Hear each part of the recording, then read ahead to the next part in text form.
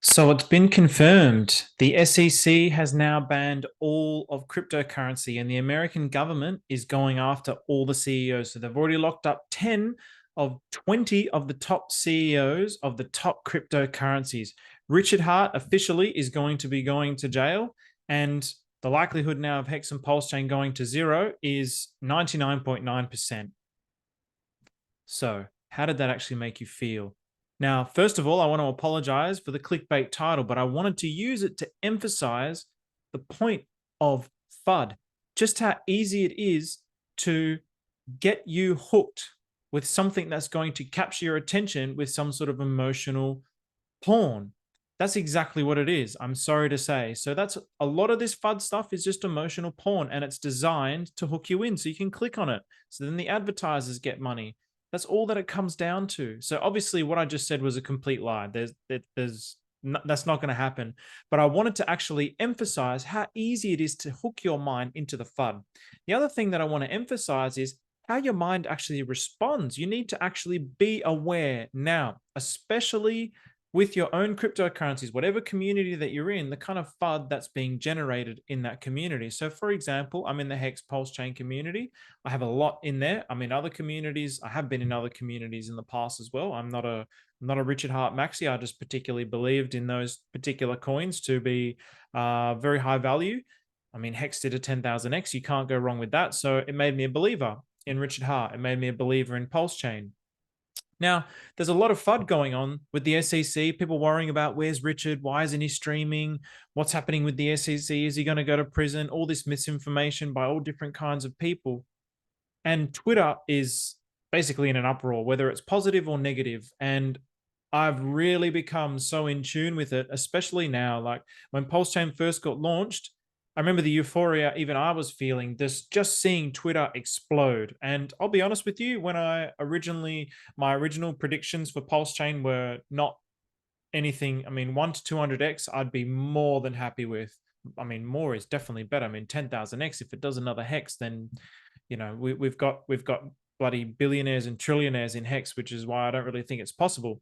But beside the point, when it first launched, my conservative expectations were lifted up by the mood of Twitter. So the whole euphoria on Twitter was phenomenal when Pulse Chain first launched. And I was really, it's going to do like 10, 20x. And even I was getting sucked into it. And I was watching myself in that euphoria. And that's, again, uh, I was, I wasn't expecting it to dip as quickly as it did. But after some analysis of looking at the price charts, it actually dipped very near to 5x to the whales buy-in price. So that made a lot of sense. So I was anticipating a 5 to 10x. I would have started scaling out a 5 to 10x, but at my entry prices, which was 0.00001, it only ended up doing a 2.5x. So I was waiting for it to go a little bit more, but I was feeling that euphoria, and feeling that euphoria is my signal for me to actually start taking profits, but it didn't get to my targets quite yet. But had I realized or known that the whale sacrifices got much lower prices, I would have actually started scaling out at that at the whale 5x prices. So there was a bit of a mistake there, and it was unpreparedness in all honesty. But the point of the matter is that euphoria, even I got swept up in it. And my initial conservative predictions were, I was telling my friends, actually, you know what? The way that I see this community, the way that I'm seeing the explosion on Twitter, I think it's going to do it 1,000x. And where are those words coming from? I think it's going to do it 1,000x. It's coming from the emotion as well. It's coming from that feeling, that hype that's being generated around the world that you're also connected to. And now, on the contrary to that, you have all this FUD. So now Twitter's starting to get really negative, and the price keeps dipping and dropping, and no one's liking it. No one's happy. Where's Richard? Why isn't he streaming? This is really going to make you feel like crap. And it's perfectly normal. It's perfectly normal to feel those things. It's just like eating junk food. The emotions that you consume is just like eating junk food. So when you eat junk food, it makes your body respond in a particular way, and you don't really feel all that great.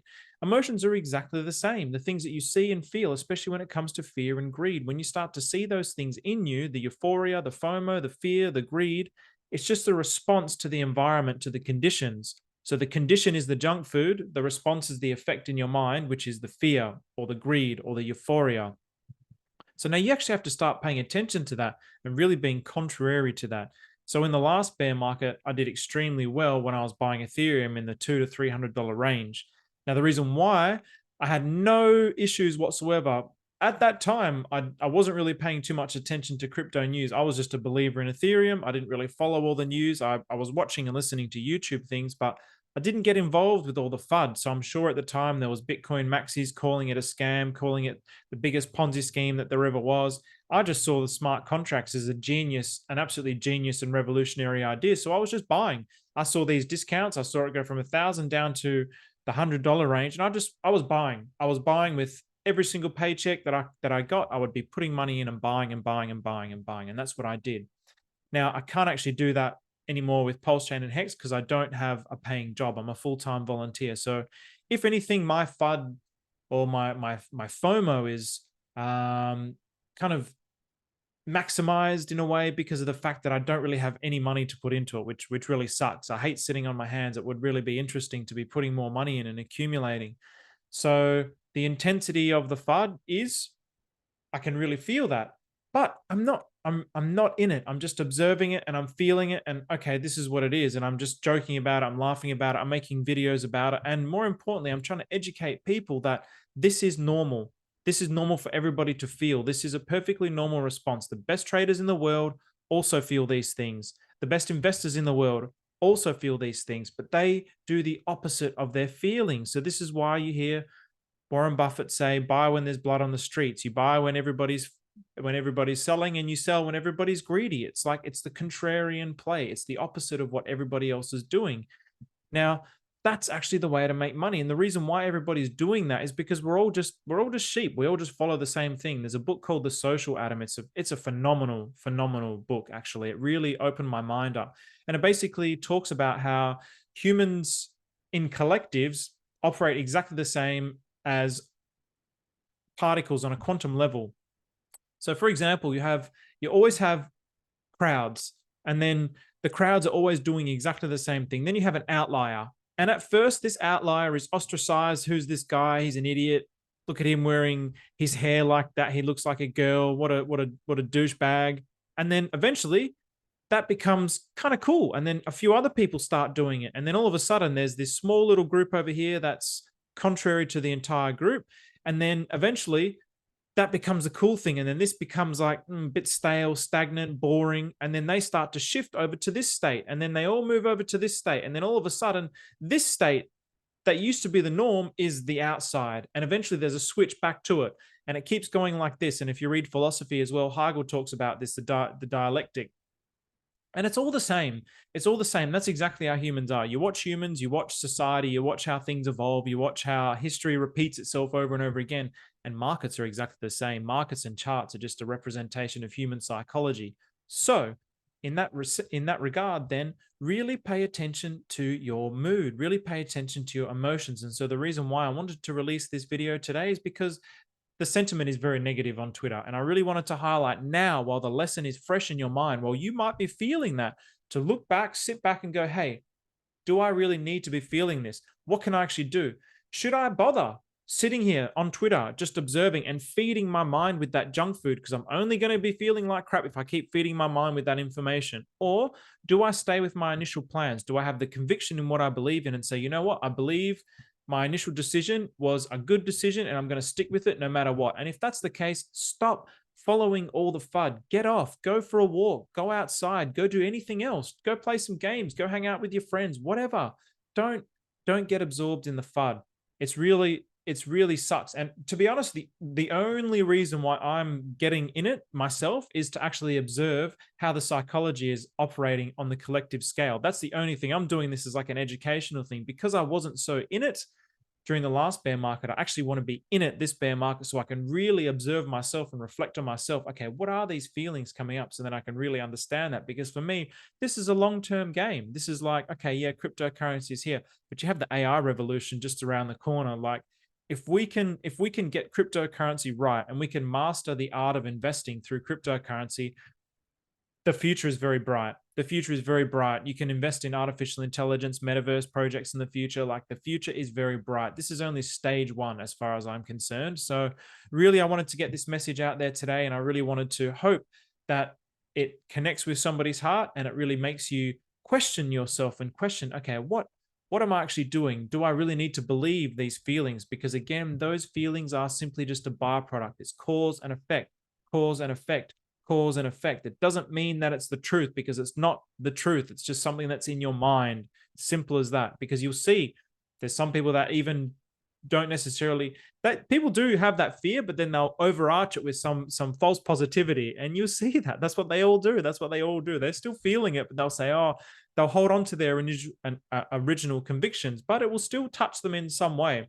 And if the evidence of that is the fact that they're contrary to that feeling. So they'll have that feeling of fear, but then they'll voice their positivity against it. And then that's a reaction to it. So you have the cause and effect. So it's all just dependent on what you have in your mind. So really, don't get sucked into it. Stick with your original convictions if that's what you want. And I think, man, keep listening to people on YouTube. Keep listening to the voices that are going to calm the voices in your head. Listen to those kinds of guys. Your friend Somni just keeps delivering phenomenal content, and I think he's got this overarching understanding from years in the markets and really listening to the right kinds of people. You know, Metcalfe's law. He talks about Metcalfe's law a lot, network effect. And that was something that I originally heard from Raoul Pal. And I'm not sure if he heard that from Raoul Pal or not, or if he just came up with that himself through his own studies.